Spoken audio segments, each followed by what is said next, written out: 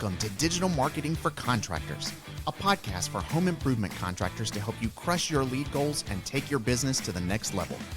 Join us each episode as we give you powerful insights and practical tips on the best digital marketing strategies to help you grow your home improvement business.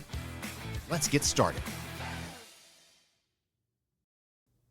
Hello and welcome to Digital Marketing for Contractors. This is a podcast hosted by Fat Cat Strategies. We are a full-service digital marketing agency located in Raleigh, North Carolina, and we work with home improvement contractors just like you to drive leads, sales, and growth through digital marketing. My name is Janet, and I am the founder and managing partner.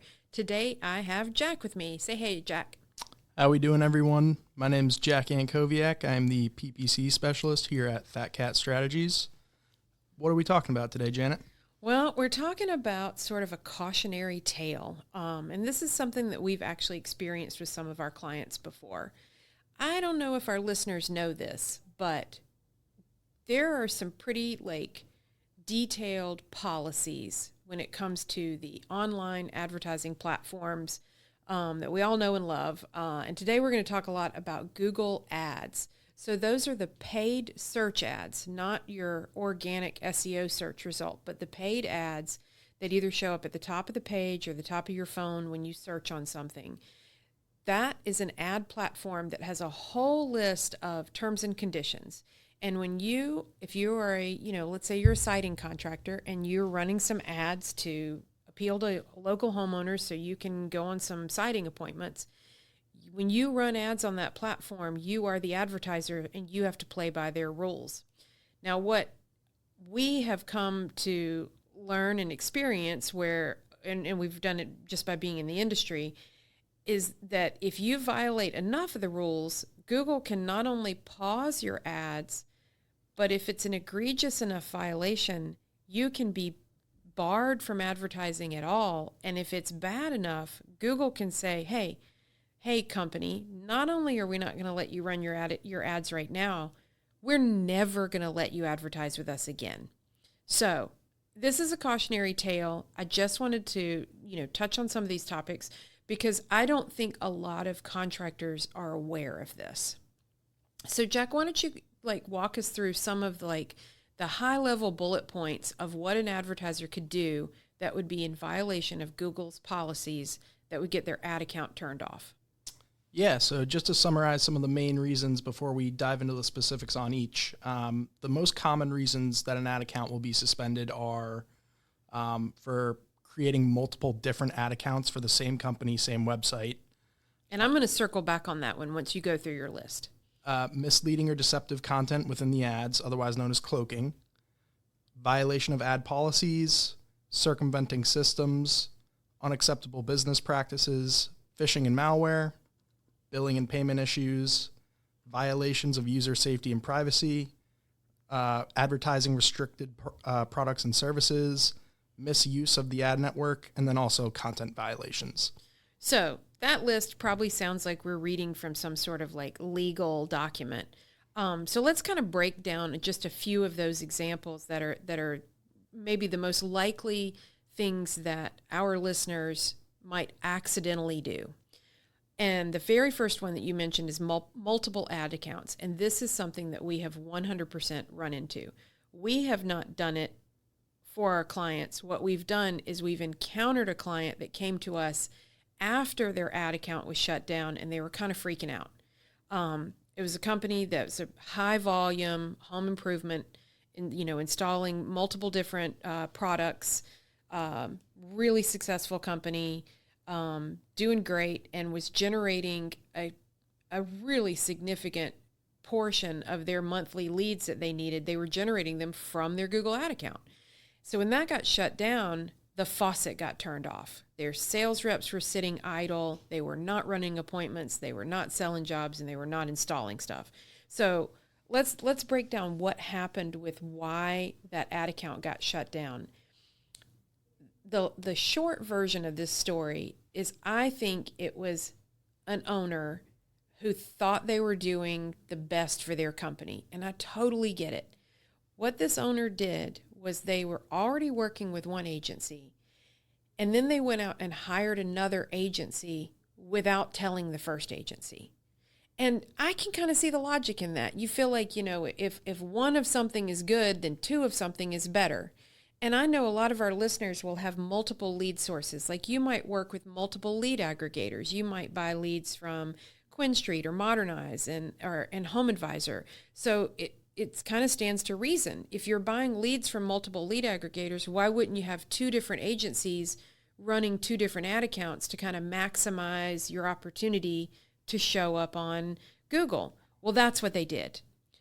But that's a violation of the policy. So they actually had two different websites, two different ad accounts for the same business at two different domain names. And in one of the accounts, they had ads going to both websites. All of that is a violation. So it was a real mess to untangle, because the other thing that happens is if you run afoul of some of these policies, and you kind of do it innocently. And in this instance, I really do think that the owner ran afoul of this policy kind of innocently, thinking that they were doing the best thing for their business. When you do that, if you get your account shut down and you start to have conversations with a Google rep, they will not tell you what you did to violate their policy. They will only say, you violated our policy and you have to fix it. And then if you ask your rep, how do I fix it? The rep says, I can't tell you. And the reason they do that is because, and that also makes sense. If Google was very open with all of the advertisers to say, well, this is what you did wrong and this is how to fix it, then they would be training bad actors about how to, do an end run around their policies. So that was the first bullet. I'll let you take some of these other bullets, but I did want to break down that multiple ad account violation, because it is something that can really bite you in the butt. And if you don't get it resolved, you could end up in a situation where you've got a multi-million-dollar company that relies on Google Ads, and suddenly that is no longer an option for you. And if you really go astray with Google, they can shut you out permanently. Exactly. Aside from that multiple ad accounts issue that we just discussed, the second most likely reason that people in the home services or contracting industry might see their ad account suspended is for billing and payment issues. Break that down for me. What do you mean by that? So this one is related to issues with your payment methods, whether it be an outdated card or canceled bank account, failed payments. I don't really think we've never seen this before, but using a stolen credit card. No, we've never seen that. We've definitely seen expired dates on credit cards, and that's just easy to fix. But yeah, luckily the billing and payment issues tend to be much more straightforward to fix, because the issue is with your payment method. So getting that information updated, corrected, and then reaching back out to your Google rep just to confirm, most of the times will resolve that issue. So that is much easier to solve than the first, but also tends to be fairly common. Well, what are some other things that you listed a whole, kind of top 10 list at the top of the episode. What are some other things that home services and home improvement contractors might run into that they didn't know was a policy violation? So another more subtle one can be violation of ad policies. And again, this tends to be far less common for contractors and home service businesses, but normally when we see issues here, it tends to do with financing offers. Just because financial services are considered a restricted advertising category within Google. Mm-hmm. In most cases, that applies to like banks, credit cards, things like that. But sometimes so is it the language in the financing offer? It's a lot of times the language, and depending on how the financing offer is structured, it can be an issue with that itself. If the financing offer is considered to be in any way discriminatory, that can be an issue. We're talking mostly about Google, but this is reminding me, I have actually seen that with Facebook. Because Facebook is so great because you can really dial in your audience, and you can say homeowners in these zip codes. and you can say above these ages or below these ages. And I think that's where we've actually had an ad be flagged because we got too specific on the demographics, and then Meta's policy said, hey, you can't discriminate. Exactly. Yeah, we've actually, and a lot of times when it happens with Meta, it's a less severe issue where they won't really suspend the full account. They just won't run that reject that ad. Yeah. But we have seen that before with certain types of financing offers. You can't use certain demographic targeting, for example, because that's considered discriminatory. So you just have to be mindful of things like that when it comes to your offers and whether or not they're actually in violation of the advertising policies on these different platforms. I'm looking at my notes. I'm looking at another one of the issues that people could run into, and it's phishing and malware. I do not believe anybody who's listening to this podcast is blatantly and intentionally putting together some sort of phishing or malware scam. But if your site has been compromised and you don't know it, you could have pages on your site that have malware on them, and then you've got a legitimate ad account running ads to a page that's been compromised. So I didn't know if you had any more insights on that issue. I haven't dealt with that specific issue before. I have worked with a couple of larger healthcare companies that have had unfortunate incidences of data breaches. Luckily, it didn't seem to go as far as actually a full-on infiltration into the website. But yes, that can certainly be an issue, and that also sort of ties into the user safety and privacy aspect of this too. What's that about? If you fail to protect your users' personal information that they give to you, or you use it in a way that they essentially didn't give you permission to, that can create an issue not only for your Google Ads accounts, but if it's a large enough issue, that can be lawsuits. I know Google itself it might even still be open, has several lawsuits on that front. And actually, a lot of the ad accounts I was working with were subpoenaed. Oh. It wasn't agency specific, but Google basically sent out subpoenas to all of their different advertisers just to basically get account data that they could use in a court case to show that the user data wasn't actually in violation. Wow. So, are there any other, I'm looking back through this list. So many of these things, I've never seen any of our clients or anybody in the industry, in the home improvement industry, run afoul of some of these things. The most common thing we see is billing and payment issues, and it's an easy fix. Yep. And we just update the credit card.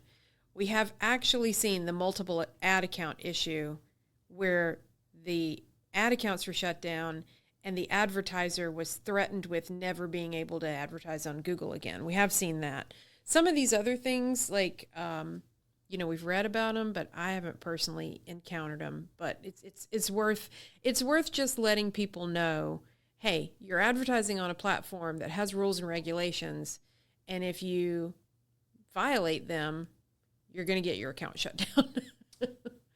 Exactly. Yeah. The only other one I'd like to bring up and talk about, not because we see that often, but just with the way that digital marketing and the trends that are emerging, I think might become more common, is misleading or deceptive content, otherwise known as cloaking. What do you mean by cloaking? So this one's a bit tough to define. It's almost like a catch in the NFL where I can't really explain it to you, but I know it when I see it. Oh, now you're talking sports. So you're going to fail to explain any of that to me. The exact definition of cloaking, I believe, is showing different content to a browser or web crawler than you do to the individual user. Oh. But there are exceptions to that rule that would fit that literal definition of cloaking, but aren't egregious enough to the point where you'll see your ad account suspended. One example of that we've recently started doing for a lot of our clients is dynamic landing pages. Ah, I was just sitting here thinking, well, how does that jive with dynamic content?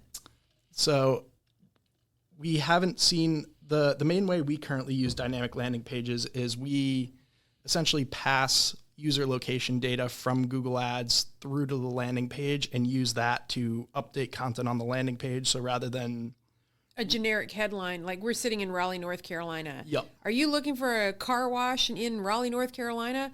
Is that what you're saying? Like you grab my location and then stick it in the headline. Yeah, exactly. So you can have like a default generic car wash in North Carolina. Best roofing contractor in Nightdale. Yep. And then essentially we'll pass through the user's location all the way through that landing page, and that content will update to be specific to the user's location.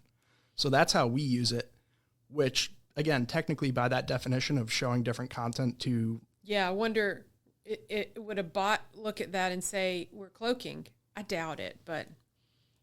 So that's by the exact definition, we are, but we've never seen any issues with ads as a result of that because it is so minor of an infraction. And honestly, the way we do it is by using what are known as parameters that Google Ads has created. Inside of Google Ads, you can have variables. Yeah. So they'd have to look in the mirror if they didn't like that practice. Okay, so let's move on to like, what can you do if you have your ad account suspended? What's the first thing you should do? So the first thing you should do is fight the urge to create a new ads account. Amen to that, because that is going to be the worst thing you can do, and that's the one time that we've seen somebody almost get kicked off of the entire platform. Don't go create a new account. It's not as simple as, oh, this one's chalked, I'm going to dump it and start new. It's not going to work like that. Google will know that you're still that same company. You're still trying to send ads to that same website. It's going to still see that you've got that other suspended account, and now you've just essentially spawned a new head on the Hydra. Right. So what else? So let's say, our listener has encountered this. They've got an issue with their Google ad account. Maybe they've been doing it themselves. They don't have an agency. What else? What's on the list of things that they should do to address this? I would also take the time to learn about the appeals process.